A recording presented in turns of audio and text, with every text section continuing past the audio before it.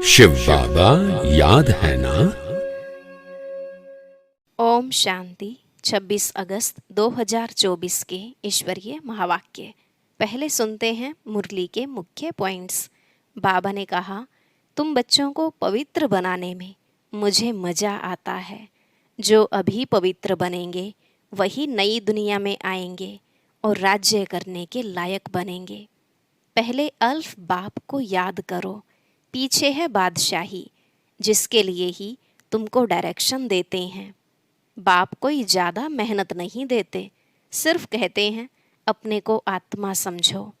पहले पहले तुम्हें यही पाठ पक्का करना है कि हम देह नहीं आत्मा हैं। फिर बाबा ने कहा, सब तो फुल पास नहीं होंगे, 100 मार्क्स से फिर कम कम होते जाते हैं, इसलिए बहुत पुरुषार्थ करना पड़े, इसमें ही फेल हो जाते हैं। सर्विस करना तो सहज है, पुरुषार्थ ज़्यादा करने के लिए बाप राय देते हैं, याद की यात्रा में रहो। इस याद की यात्रा से ही तुम्हारे जन्म जन्मांतर के सब विकर्म विनाश होते हैं। लास्ट में बाबा ने कहा, मीठे मीठे बच्चों, उठते बैठते सिर्फ माँ में कम याद करो। बाप की याद ही मुख्य है, पढ़ाई से पाप नहीं कटेंगे। अब सुनते हैं महावाक्यों को विस्तार से। बाबा ने कहा, मीठे बच्चे, बड़ा बाबा तुम बड़े आदमियों को ज़्यादा मेहनत नहीं देते, सिर्फ 2 अक्षर याद करो, अल्फ और बे। प्रश्न, रूहानी बाप का मुख्य कर्तव्य कौन सा है जिसमें ही बाप को मज़ा आता है? उत्तर, रूहानी बाप का मुख्य कर्तव्य है पतितों को पावन बनाना। बाप को पावन बनाने में ही बहुत मज़ा आता है। बाप आते ही हैं बच्चों की सद्गति करने, सबको सतोप्रधान बनाने, क्योंकि अब घर जाना है। सिर्फ एक पाठ पक्का करो, हम देह नहीं आत्मा हैं। इसी पाठ से बाप की याद रहेगी और पावन बनेंगे। ओम शांति। रूहानी बाप बैठ रूहानी बच्चों को समझाते हैं। बाप को भी मज़ा आता है तुम बच्चों को पवित्र बनाने में, इसलिए कहते हैं पतित पावन बाप को याद करो।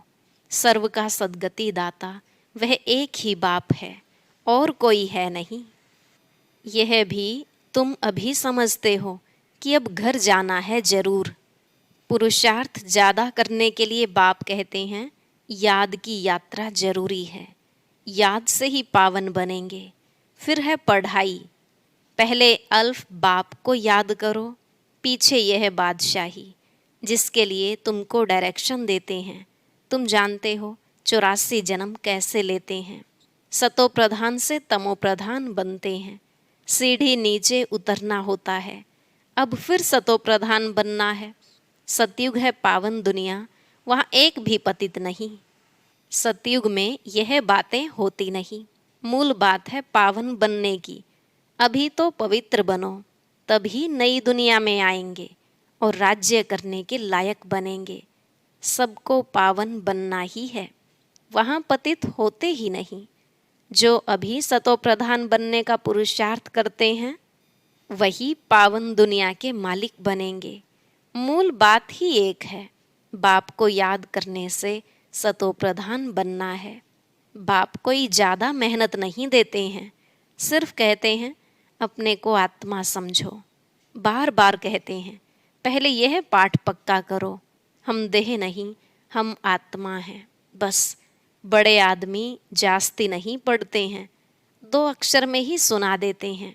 बड़े आदमी को तकलीफ नहीं दी जाती है। तुम जानते हो सतो प्रधान से तमो प्रधान बनने में कितने जन्म लगे हैं। 63 जन्म नहीं कहेंगे, 84 जन्म लगे हैं। यह तो निश्चय है ना, हम सतो प्रधान थे, स्वर्गवासी अर्थात सुख धाम के मालिक थे। सुख धाम था जिसको ही आदि सनातन देवी देवता धर्म कहा जाता है। थे वह भी मनुष्य, सिर्फ दैवी गुण वाले थे। इस समय हैं आसुरी गुण वाले मनुष्य, यह तो शास्त्रों में लिख दिया है। इस समय हैं आसुरी गुण वाले मनुष्य, यह तो शास्त्रों में लिख दिया है। कि असुरों और देवताओं की युद्ध लगी, तब देवताओं का राज्य स्थापन हुआ। यह तो बाप समझाते हैं। तुम पहले असुर थे, बाप ने आकर ब्राह्मण बनाए, ब्राह्मण से देवता बनाने की युक्ति बताई है। बाकी असुरों और देवताओं की लड़ाई की तो बात ही नहीं। देवताओं के लिए कहा जाता है अहिंसा परमो धर्म। देवता कभी लड़ाई थोड़े ही करते, हिंसा की बात हो न सके। सतयुग में दैवी राज्य में लड़ाई कहाँ से आई? सतयुग के देवता यहाँ आकर असुरों से लड़ेंगे या असुर वहाँ देवताओं के पास जाकर लड़ेंगे? हो नहीं सकता। यह है पुरानी दुनिया, वह है नई दुनिया, फिर लड़ाई कैसे हो सकती? भक्ति मार्ग में तो मनुष्य जो सुनते हैं वह सत सत करते रहते हैं। कोई की बुद्धि नहीं चलती है, बिल्कुल ही पत्थर बुद्धि है। कलयुग में पत्थर बुद्धि, सतयुग में पारस बुद्धि होते हैं। राज्य है ही पारसनाथ का, यहाँ तो राज्य है नहीं। द्वापर के राजाएं भी अपवित्र थे।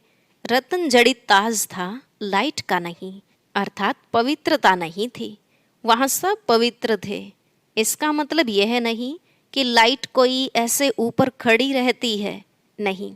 चित्र में पवित्रता की निशानी लाइट दिखाई है। इस समय तुम भी पवित्र बनते हो। तुम्हारी लाइट कहाँ है? यह तुम जानते हो। बाप से योग रख पवित्र बनते हैं। वहाँ विकार का नाम नहीं। विकारी रावण राज्य ही खत्म हो जाता है। यहाँ रावण दिखाते हैं, यह सिद्ध करने के लिए कि अभी रावण राज्य है। रावण को हर वर्ष जलाते हैं, परंतु जलता नहीं है। तुम उन पर विजय पाते हो, फिर यह रावण होगा ही नहीं। तुम हो अहिंसक, तुम्हारी विजय योग बल से होती है। याद की यात्रा से तुम्हारे जन्म जन्मांतर के सब विकर्म विनाश होने हैं। जन्म जन्मांतर अर्थात कब से? विकर्म कब शुरू होते हैं? पहले पहले तो तुम आदि सनातन देवी देवता धर्म वाले ही आए हो। सूर्यवंशी फिर चंद्रवंशी में 2 कला कम हो जाती हैं, फिर आहिस्ते आहिस्ते कला कम होती जाती है। अब मूल बात है, बाप को याद कर सतो प्रधान बनना है। जो कल्प पहले सतो प्रधान बने थे वही बनेंगे, आते रहेंगे। नंबरवार तो होते हैं, फिर ड्रामानुसार जब आएंगे तो भी नंबरवार ऐसे ही आएंगे, आकर जन्म लेंगे। ड्रामा कितना विचित्र बना हुआ है। इसको जानने के लिए भी समझ चाहिए। जैसे तुम नीचे उतरे हो, अब फिर चढ़ना है। नंबरवार ही पास होंगे, फिर नंबरवार नीचे आएंगे। तुम्हारी एम ऑब्जेक्ट है सतो प्रधान बनने की। सब तो फुल पास नहीं होते हैं, 100 मार्क्स से फिर कम कम होते जाते हैं। इसलिए बहुत पुरुषार्थ करना है। इस पुरुषार्थ में ही फेल होते हैं। सर्विस करना तो सहज है। म्यूजियम में तुम किस रीति समझाते हो, उससे हर एक की पढ़ाई का मालूम पड़ जाता है। हेड टीचर देखेगा कि यह ठीक नहीं समझाते हैं तो खुद जाकर समझाएंगे, आकर मदद करेंगे। 1-2 गार्ड रखे जाते हैं जो देखते हैं यह ठीक समझाते हैं। कोई कुछ पूछता है तो मूंझ तो नहीं जाते। यह भी समझते हैं सेंटर की सर्विस से प्रदर्शनी की सर्विस अच्छी होती है, प्रदर्शनी से म्यूजियम में अच्छी होती है। म्यूजियम में शो करते हैं अच्छी तरह से, फिर जो देख कर जाते हैं औरों को सुनाते रहेंगे। यह तो पिछाड़ी तक चलता रहेगा। यह गॉड फादरली वर्ल्ड यूनिवर्सिटी अक्षर अच्छा है। इसमें मनुष्य का तो नाम ही नहीं। इनका उद्घाटन कौन करता है? बाप ने कहा, तुम बड़े आदमी से उद्घाटन कराते हो तो बड़े का नाम सुनकर बहुत आते हैं, एक के पिछाड़ी ढेर आ जाएंगे।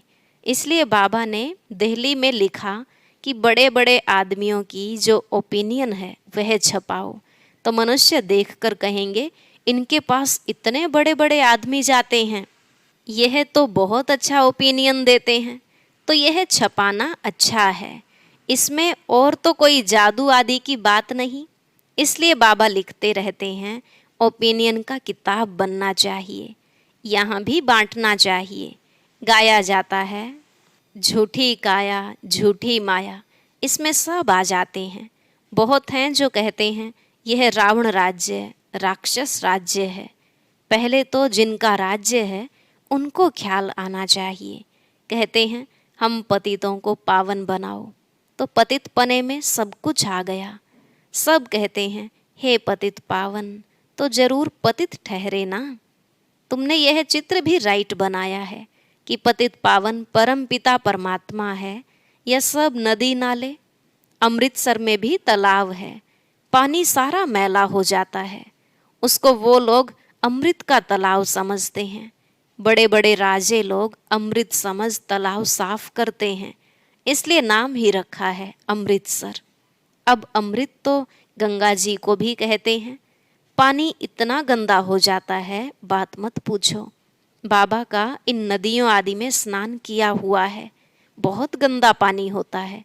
फिर मिट्टी उठाकर लगाते हैं। बाबा अनुभवी है ना, शरीर भी पुराना अनुभवी लिया है।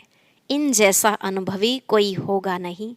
बड़े बड़े वायसराय, किंग्स आदि से भी मुलाकात करने का अनुभव था। जवार बाजरी भी बेचते थे, बस 4-6 आना कमाया तो खुश हो जाते थे बचपन में। अब तो देखो कहाँ चले गए।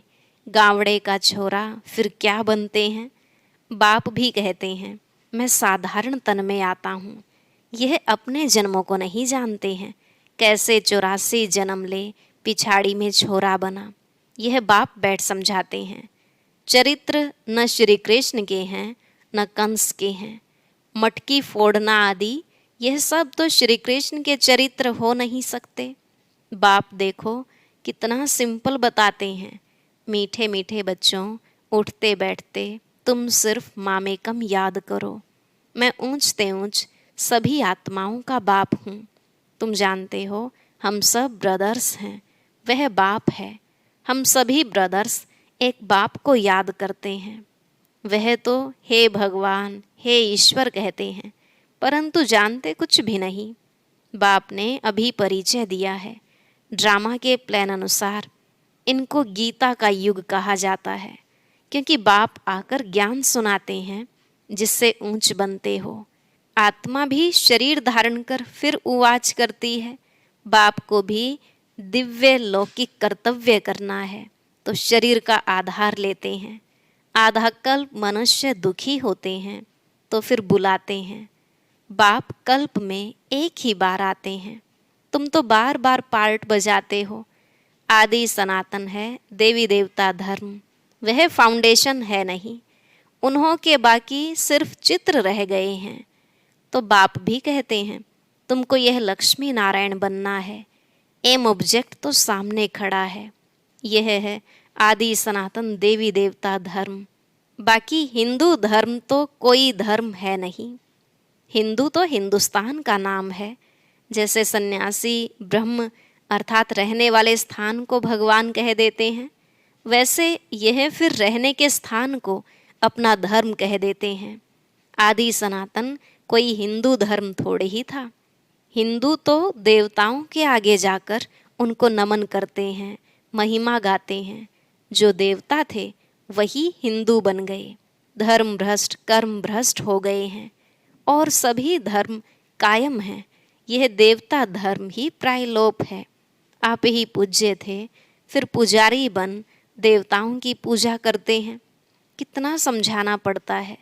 श्री कृष्ण के लिए भी कितना समझाते हैं। वह स्वर्ग का पहला प्रिंस है, तो 84 जन्म भी उनसे ही शुरू होंगे। बाप कहते हैं बहुत जन्मों के अंत के भी अंत में मैं प्रवेश करता हूँ, तो उसका जरूर हिसाब तो बताएंगे ना। यह लक्ष्मी नारायण ही नंबर 1 में आए थे, तो जो पहले हैं वही फिर लास्ट में जाएंगे। सिर्फ एक श्री कृष्ण तो नहीं था ना, और भी तो विष्णु वंशावली थे। इन बातों को तुम अच्छी रीति जानते हो, यह फिर भूल नहीं जाना है। अभी म्यूजियम तो खुलते रहते हैं, बहुत खुल जाएंगे, बहुत लोग आएंगे।